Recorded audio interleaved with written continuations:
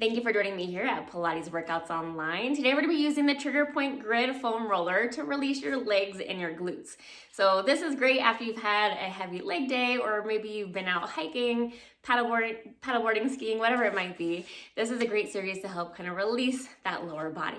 So hit the subscribe button and let's start moving. We're going to start with a release of your quads. So releasing the front of the thigh. I'm going to take the Trigger Point Grid Foam Roller and we're going to start with the lower portion of the quad. So about from above the knee to about mid-thigh. And then for the second part, we'll go about mid-thigh to the crease of the hip. So I'm just going to take that foam roller out in front of me. I'm going to lay down on that roller right above the kneecap. So just finding that spot right there. Good. Almost like we're planking. So I have my forearms on the floor. You can do this with straight arms as well. And then I just want to relax my legs back behind me. And you can always do one leg at a time as well. But think about just releasing your body into that roller. We're going to roll to about mid-thigh and then back right above the knee, but not on the kneecap. So roll mid-thigh and back to kneecap. Let's do that 2 more times. And take notice if you feel a tight spot, because you want to hang out there for a moment. So once you find that tight spot, just release, let yourself melt into that roller, and let's see if we can bend our knees 3 times. We'll straighten those legs. Maybe you could find one more knot. Hold there, try to release yourself into the roller as much as you can, and then bend the knees 3 times. Let's just roll up and down that lower portion of the quad a couple times, and then we'll move to that upper portion. So about mid-thigh to the crease of the hip. Mid-thigh to the crease of the hip. So just find your range of motion, focus on the breath. And then let's find that spot where you feel like you might have a knot. Try to release and let yourself melt into the roller. And then bend those knees 3 times. We'll go ahead, straighten the legs. See if you can find another spot that feels like we have a knot. And then bend those knees 3 times. If the knee bend is too much, you can always skip that and just stick with the rolling to start. And then let's roll up and down the upper portion of the thigh. And then we'll roll up and down the whole portion of the thigh. So right above the kneecap to about mid-thigh. Let's do that 1 more time, up and down. And then after that, we'll come down to the knees. And we're going to sit on the foam roller. So we're just going to take a seat onto our butt. We're going to hold that roller into your hands. And then we're going to lay down onto the mat. So once you're laying down, we're going to lift the hips up, placing the roller underneath your butt. I'm going to shift the roller so it's more underneath just one butt cheek. And I'm going to straighten that leg. So the roller that's more on the butt, I'm going to straighten that leg, taking my opposite leg up to tabletop.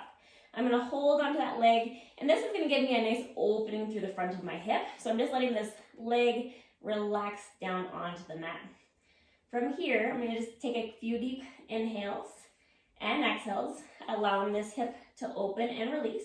And then I'm going to twist and rotate over that straight leg, over my body, and then back to center.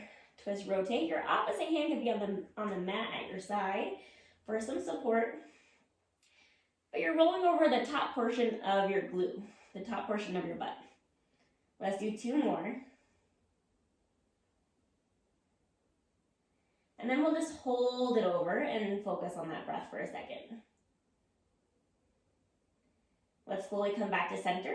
I'll release this leg back down to the mat. I'm going to adjust the roller so it's more underneath the other glute, other butt cheek. I'm going to straighten that leg, taking my opposite leg up to tabletop, holding onto my shin, pulling that leg in towards me.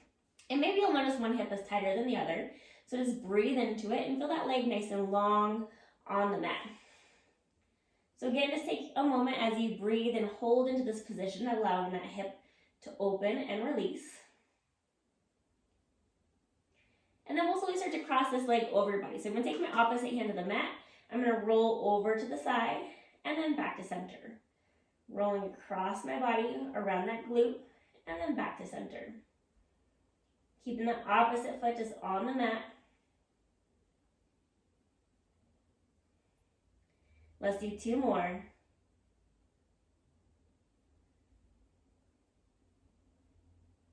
And then on this next one, we'll just hold it over. So hold over, find the breath. Take your time as you come back to center. Take that foot back to the mat. Lift your hips up. Take both hips over on the mat. Hands are going to come wide to your side. I'm going to take the legs to tabletop, and I'm just going to dip my legs side to side. Small range of motion, especially with this smaller foam roller. So just take your time as you move. should be towards that top portion of the glute as you're rolling side to side. Let's do one more time each side. We'll come back to center, and then we'll slowly take the feet to the mat, lift your hips up to take the foam roller out from your side, and then just roll to one side to come back to upright. I hope your quads and your glutes are feeling amazing after releasing them using the Trigger Point Grid Foam Roller. I'd love to hear how you felt with these moves, so drop in some comments down below, let me know. And if you're looking for more ways on how to incorporate props into your at-home workout, including the Trigger Point Grid Foam Roller, check out my on-demand membership at pilatesworkoutsonline.com. I've included that link below in the description, where I include 30 to 45 minute workouts, full body functional movement using a variety of props to help keep the workouts fun and interesting for our bodies and our brains. So hit the subscribe button, and I will see you back here soon.